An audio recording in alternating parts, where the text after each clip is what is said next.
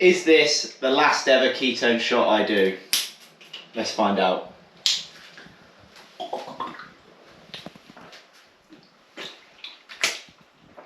Oh, thank God for Precision 1500.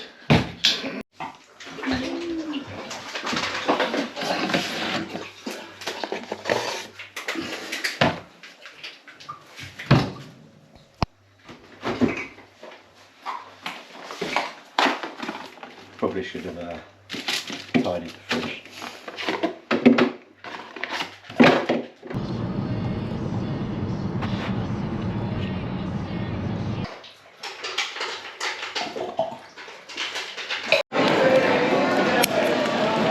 Where's the bin? Don't forget your ketones at the airport, guys. Can't take them through security.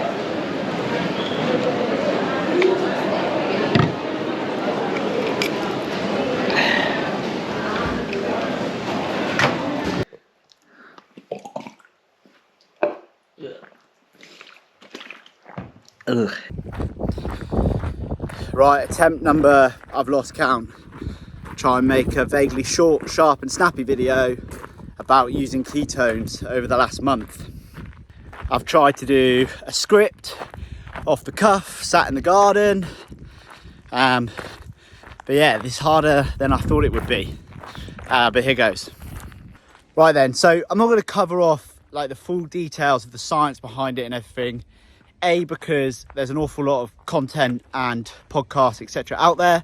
The one I listened to that I found the most useful, I think it was called the Lifestyle Living Podcast. I'll try and find where it was and put a link in the description. It was certainly more useful than most of the stuff out there.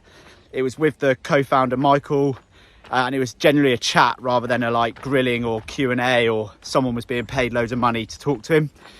And that talks about the science behind it and where it came from and so forth.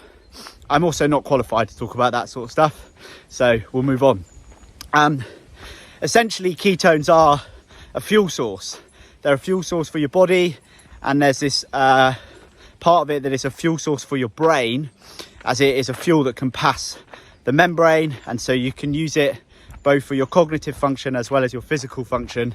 And I'm sure many people have heard of the ketone diet, which is someone that effectively cuts out all carbohydrates and survives off fat and protein.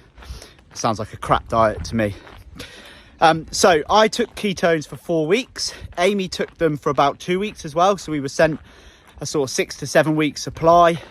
Amy took them leading into Finland, and I had a bit more so I could carry on taking them post Finland and into Nice.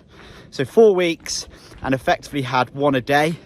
I pretty much had it every day in the morning with a cup of coffee, and most mornings I then exercise, whether it's a run or a swim. I tend to not cycle in the mornings. Now, I had great ambitions of being able to like tangibly say they did X, and maybe I was a bit ambitious, because I see a lot of people pushing this product that actually paid or paid to do many products, and I don't quite believe them. And I wanted to try and be a bit different, where I said, yes, I got given it for free. No, I'm not being paid by the company, but I noticed X, Y, Z. And I have quite struggled to do that. One of the main reasons, which I'll come to, is sort of the period between Finland and Nice. Me having COVID and not doing as much as I wanted to do, I think impacted what I was trying to achieve. Anyhow, the first is, I definitely noticed, whether it's a huge placebo or not, more cognitive function in the mornings or after taking these shots. Now, one question that I haven't seen answered a lot, but I found on the podcast, was the ketones will last 1 to 2 hours if you do some sort of intense or an hour-long exercise session, and they can last as long as 4 to 6 hours if you just take them in the morning and you have a fairly sedentary start to the day. I definitely noticed when swimming in particular that I was way more focused on the swim set that I was doing, and a lot of the swimming I was doing was quite boring aerobic stuff, which normally is where my mind wanders, and I'm thinking about breakfast, the day, the week, somebody else, something else. And I actually did consciously remember thinking, God, I focused for the whole of that 400 meters. Whether it was the ketones or not, I don't know, but that is something they advertise that it does. So I definitely did notice that. How you measure it, I don't know. The second was because you have a slightly higher fuel source, you will recover quicker, or you give your body more fuel. Now, the only way I could measure this, and I did again listen to this in someone's podcast around, you notice differences in your HRV. Now, I do track my HRV, and I was screenshotting and tracking my HRV more closely than usual in this period of time to see if I noticed it being slightly elevated. And I did generally start to see a better, more elevated, balanced HRV in the first week to 10 days of taking the product. The problem I then had, I was thinking, great, this is my tangible metric.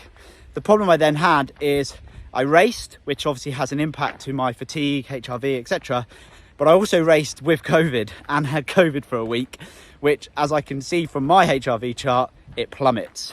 So did it raise it? Did it not? Was I recovering better initially? I don't know.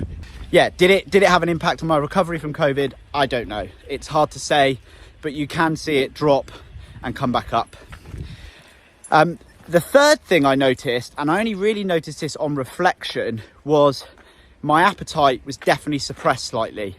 And I definitely felt like I was eating less. And I don't track my calories on a daily basis. I do watch what I eat, but I don't track it all the time. But I definitely was snacking less in the post-breakfast, pre-lunch time frame. And I normally eat quite a lot in that time frame. So I normally have quite a big breakfast after swimming.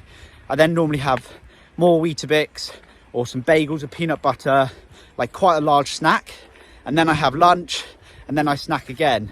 And I definitely noticed, and I did have a few photos in Finland where I looked leaner than I'd ever done before, and I hadn't really changed anything in that period of time. Again, that is something they talk about, a benefit to taking ketones, that it suppresses your appetite, you are fueled. The point of taking ketones, if you're on a ketone diet, is to prevent that hunger. So quite possibly that had an impact, and I was slightly leaner than I planned to be, in a good way, leading into both my races. Some of the negative things, or negative, I don't know. The main one is the taste. Now, taste is obviously very unique to the person. We all have different taste buds. For me personally, it's vile. It tastes like a shot of petrol. Not that I've drunk petrol a lot in my life, but you know, when I've been moving petrol from my old Mini as a teenager out of the tank and what have you, you get that little taste in your mouth. It honestly tasted like that to me. I know that through the commercialization of the product, they've worked on it being slightly citrusy. I couldn't taste it, to be honest. That said, I basically used to take the shot and then have a swig of electrolytes or water straight away, and the taste was gone. So there wasn't a lasting aftertaste of whatever it is. I know Amy, she can say herself, she actually didn't mind it. She would take the shot on the way to swimming, driving, and not need a drink after it. So that is completely unique. But for me, it didn't taste very nice. It didn't put me off doing it, because I would have a drink prepared to go afterwards. But it is something that to be aware of. I think some people are lying when they're telling you that it tastes okay.